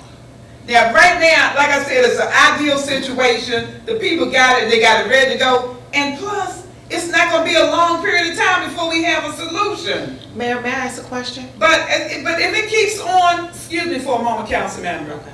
But if it keeps on being pulled apart, we're going to wind up just where we were. Now, like I said, because I'm going to tell you, already on the radar, people will say, somebody mentioned that earlier, I don't want to go to Fairmount Heights because they feel like everything that's built is being broken down level by level. Now, this is an opportunity for us. I've said it, it worked well, everybody had their input, they're ready to go to the next round, and then it'll be coming to the council. So if that's not the way everybody wants it, then so be it, because I figure that's a good way that we can get it done. So that's my answer for that. That's all I had to say on it. So this is the last thing I'm going to speak on about that right there. Man, and this is no offense to you or Mr. Sheffield, but the direction that this town is trying to move into, we want to make sure that we have more than qualified folks that's going to be able to establish a police department that we don't have any issues with. Not saying that you don't have any wisdom or you don't have any insight, but as far as the law enforcement side of it, I don't think so. And Mr. Sheffield, I think the same way as well. I think that mayor and council need to go ahead and revise how that's being done so we can make sure that we're making the right decisions. That's all I'm going to say about that. Thank you. No, thank you. Mayor, I just want to follow up with that one thing you said. There's guidance and policy on who can be on the The board? One citizen. Mhm. No, you said one citizen, one CEO. Yeah, there's a That- where- guideline, I have to pull it out, but it's a guideline for it. Oh, could you That- it please tells provide you. us with a copy? Yeah, I can do that too. Thank One you. second, oh, I'm sorry, that was a little rude, I'm sorry, y'all. Go ahead. Ms. Gladden said tonight's town meeting is not currently listed on the website, or Channel 11, only the budget hearing is listed. Okay, all right, well, that was something that needs to be revised, because I thought that was on, I did see the budget hearing up there, because I went and looked for that. And like I was just saying to Mr. Barnhart, this, in trying to do everything that you can do, trying to cover all the bases, that probably somehow or another didn't get included, but I didn't see that. I saw the budget hearing. I saw that. Oh. Yeah. Okay. I'm Joyce White. Mr. Barnhart covered a lot of our issues with the Citizens Association. But I have one that's real deep and dear to me. To my understanding this year, in this historically black town, my father was in the Navy for 27 years. So I grew up in the military family. And this year, to my understanding, our parade was moved to Springdale, to my understanding. Is somebody governing these employees? I'm coming right out and saying it. A video was sent to us that morning of Miss Susan Walker introducing Ms. Hargrove. They have moved our whole memorial celebration, people who came here every year for years and years, to Springdale. And this was told to me by 3 members who will come here for years and years. So is someone governing these employees by moving our whole thing, and will that be every year? We won't have a Memorial Day celebration because it's been moved to another town? Okay. You just talk about breaking down stuff, and that was broken down. Okay, Ms. White, let me just address that. And normally, we have Mr. Graves, they go around, and even if we don't plan any kind of big celebrations, they go to Capitol Heights, they come to Fairmount Heights, and they wind up in Glenard, because actually their American Legion is down in Glenard. So they normally go around, they start like at 9 in the morning, 10 in the morning, they'll lay a wreath, they'll have people that come out, sometimes it's a little service, but now this year, what's his name, Mr. Bonaparte. Mr. Bonaparte came to me a few months ago, and he said, I'm not gonna be able to, first he came and said, I'll have a program for you all, just like what Mr. Robinson used to do. He came back about a month later. He said, we have too many conferences because everybody's playing catch up because of COVID. He said, we cannot do it this year. I got too much to catch up on. Okay, when I got in touch with Mr. Graves said, we can't do it. We're not going to be able to lay the wreath this year. What I did, I even went downstairs and got the wreath that we had. I put that wreath up. It was just like a place, something just to say we honor our veterans. Went out there, did that. It was just a handful because it wasn't really planned, but it was just something in honor of the veteran. Well, it was told to us, me, that it was canceled in Fairmount Heights. Yeah, it wasn't like nothing really was planned. I Yeah, went but they did that on come my every own year just so we could do it. And call out the names of the veterans. Yes. Now, I don't attend every year. I go to Cheltenham where my father's buried at. Yeah. And we chose to bury him there instead of Arlington. But I go there. But once in a while, I do step in and hear it. I even asked Ms. Wood Dawson, I said, how long has this program been going on in the town of Fairmount Heights? She said since she was a little girl. And that's good. Yeah, I remember going around there too. But what I'm saying is it was not our program. Mr. Graves came as a favor just to lay a wreath because he was doing Capitol Heights, Sea Pleasant, Fairmount Heights, and Glenard. Okay. He decided he wasn't going to do it this year. Okay. The other American Legion, they had too many conferences. He said, well, man, we can't get to it, Mr. Bonaparte. So it wasn't going to be anything. Okay. If I hadn't gone down there and put the big wreath out there, and we went through the little preliminary, but that was it. Okay, so now on, I'm gonna say it out here. I'm gonna take it on. Where no one can move it to another town or anything like that. But it Because wasn't ours that real was strange. moved. It wasn't moved. It was Okay. not ours that was moved. That was, Thank we you. had nothing to do, that wasn't the town. The town, like I said, we used the wreath and put it out and just did that. That was something plain and simple. Because I remember you even saying in the meeting before, right before Memorial Day, that, you know, we would have something down there that we usually have. They And had- that didn't happen, That's right, because they said they were gonna come and they could not come. because they were in Springdale. No, not the same people. Okay. He was down in Glen Thank Arden. you. Thank you. Yeah, Mr. Bonaparte was down in Glen Arden. Mayor Martin, Yeah. because it was addressed about me, I do want to respond. Right. I did not move the Fairmount Heights Memorial Day Parade. I began planning the Springdale Memorial Day Parade a year ago. I paid and laid wreaths on the grave sites of Springdale veterans on Memorial Day in Cheltenham. I began planning a parade for Springdale. Yes, we went through Glen Arden because Springdale is within Glen Arden. But we also went through part of the area that's not incorporated. Did the motorcycle club come? Yes, they did, because that's my husband's motorcycle club. Did the dancers come? Yes, they did, because I teach and I work at that studio. Did we have people that read the creeds? Yes, we did, one of whom was my cousin. I did not move the Fairmount Heights Memorial Day Parade. Did I at some point ask Ms. Hargrove for assistance? I did, because there were things I did not know. There were people I did not know. I tried to get a color guard. I could not get a color guard.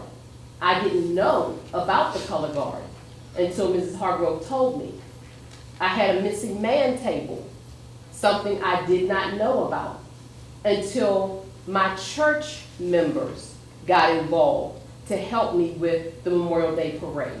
And they told me about the missing man table. So no, I did not remove an event from here. And if you recall, during the meetings here, I asked about the Memorial Day Parade because it was part of last year's budget. So no, I did not remove the parade from Fairmount Heights. Did I host it in Springdale? Yes. Is it going to be an annual event? It is my hope.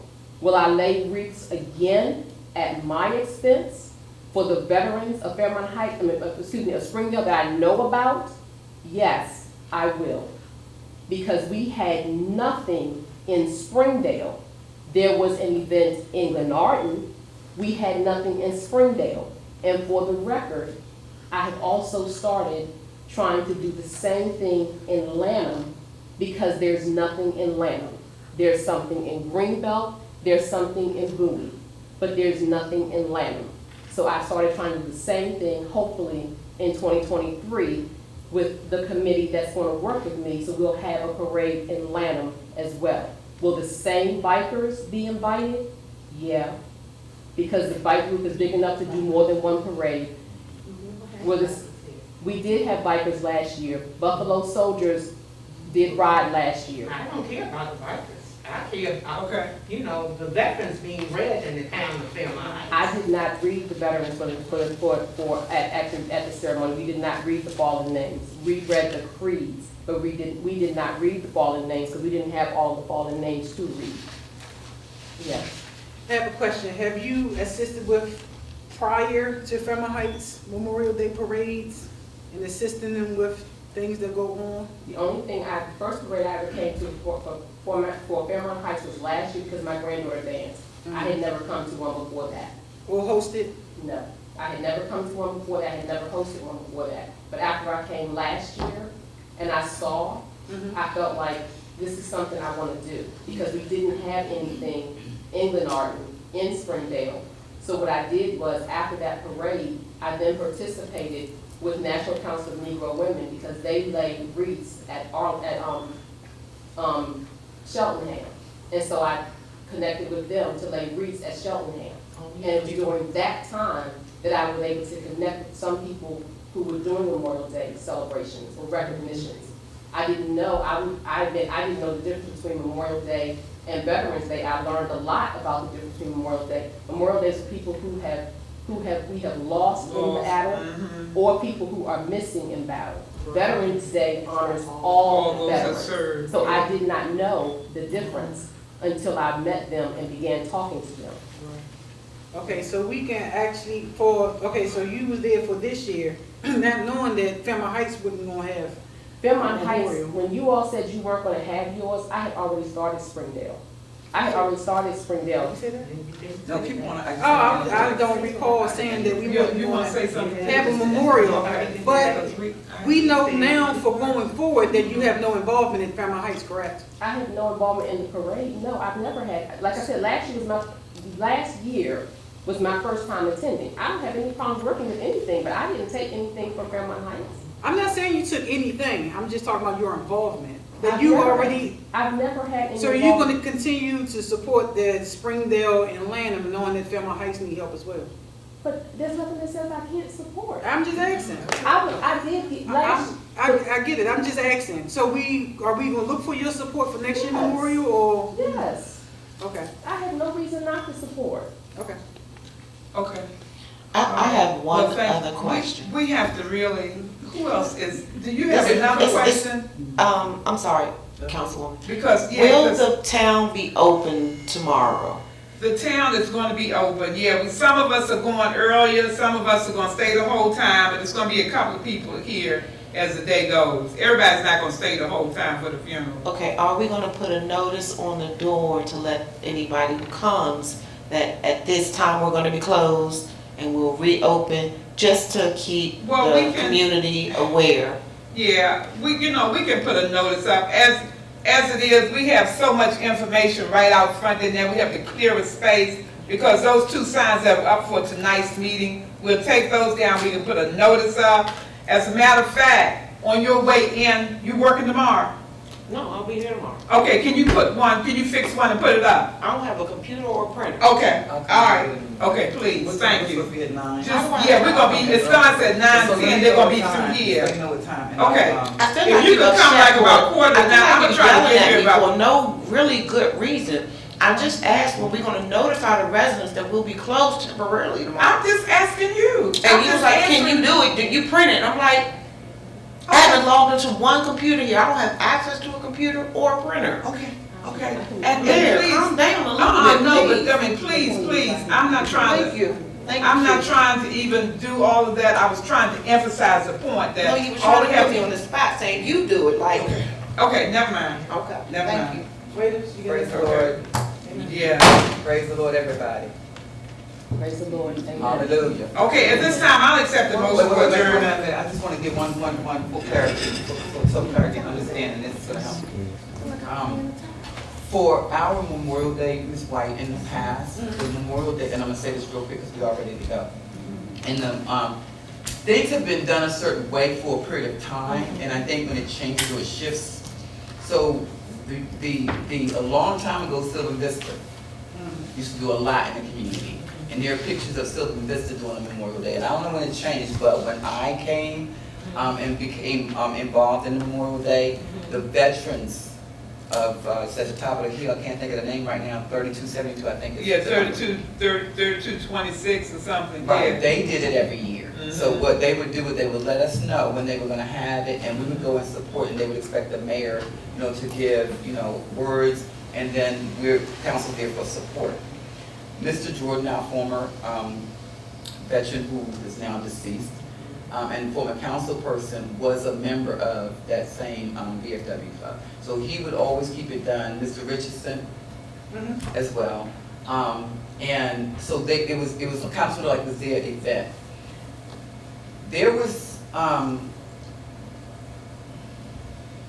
There was an action, they used to meet in the building, and there was an action taken where they were no longer allowed to meet in the building anymore.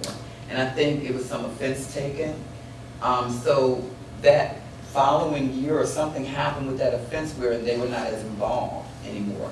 Councilmember Hargrove, it was falling apart, and Councilmember Hargrove, being a veteran, decided to organize some things that day. Then because there was never a parade that I was moving about, then it became a parade. There was no band so it was put together, but there was a lack of involvement of the veterans. So what happened with that particular event, even though it was big, and Ms. Walker, I'm saying this because that was the event that your daughters did dance in. So it's more so like this event that's going on, these participants are coming in, because they had singers there too. The veterans, though, of our community, at that particular time, one, Mr. Richardson, was at the corner of 61st, I believe, at 60th Place, if I have the streets right, crying, because they were not involved as much as they had been and felt hurt. So, as many of them were not involved, but it was an effort to keep it going. And then that effort kind of sort of, it just went away. So they always contacted us to let us know, in the defense of the mayor, they always contacted us to let us know when you know, when they were going to take the wreaths. They came laid the wreaths. After the mayor, you know, said, well, the mayor may have been, they said, they laid the wreaths at the ceremony. They called the names off. They did the taps. They did everything. Councilmember Hargrove did a lot more when she did it the one year that she did do it. And then there was nothing else done after that. So we're right back to where this year they contacted the mayor to say this is what we're doing. And her explanation is they were too busy to do more than that. So I'm gonna put this in there too. Councilmember Morgan, before she left, her ask was that she wanted to do Memorial Day. And there was kind of sort of a, not a good response to that because she was no longer going to be here, and that was when the recall was, and we didn't know. And then because she's a former, that it was budget impact, and we didn't think it was good for her to come as a citizen, but said that she could come and be involved if she wanted to, and she never came back to do anything. So, not that we expected, but she did say that before she left. And of course, again, I'm bouncing back to the mayor. They contacted the mayor, said they were going to do so. I think she did was to keep it from nothing being done. So somebody else owned it before was the explanation I wanted to give. And moving forward, are we going to make certain, as we do things better, are we going to make certain that Memorial Day, it is next year coming, and it's just as simple as reason and making sure that we call the names. Gotta get it done. So Ms. White has stepped up and said she'll do it. Now we have to help her make it happen. I'm fine with that. All right, thank you. Okay, no, that sounds good. Okay, so I want to thank everybody. Please, thanks for being patient with me tonight, because I'm gonna tell you, I'm already leading up to this. I'm thinking in terms of what's gonna be facing, whether it's gonna be very traumatic, and please, and plus we consider this has been like 5 hours of turmoil. So I mean, don't charge it to my head and not to my heart. But please, we have to work in a spirit of love or friendship or something. We gotta make people see that Fairmount Heights is, you know, the way we had built this community on. Please, let's try to push it. So, as I say in pardon, please, I'll accept right now at this point, I'll accept the motion for adjournment, because I think I've depleted everything. No, I had something else to tell you. I learned it in my mail. I'm sorry. It just came to me. When we have community events, there are several things that we need to put in place for safety reasons and protocols as we go for the fire department, police department, the highway section off roads and stuff like that. So we have learned a lot as far as safety wise. Health department for the food licensing and the peak vendors we're supposed to have. Just moving forward, when we have our Fairmount Heights Day or we have a big parade for our memorial, we have to always have all this stuff aligned when we're moving forward and have big events. Before the town get sued because somebody got hurt on the property, how we need insurance, additional insurance on $1 million insurance policy of somebody who's actually doing something here at the town of Fairmount Heights. So I did myself. Yeah. Okay. All right. So can I get a second on that? Did I make that motion? You made the motion. Yes. I need a second. She seconded. Was that Councilman? Yes, Okay. Ms. Stewart. All right. All in favor? Aye. All right. Thank you very much. The ayes have it. We're adjourning at 9:40. Thank you all very much. Have a wonderful weekend.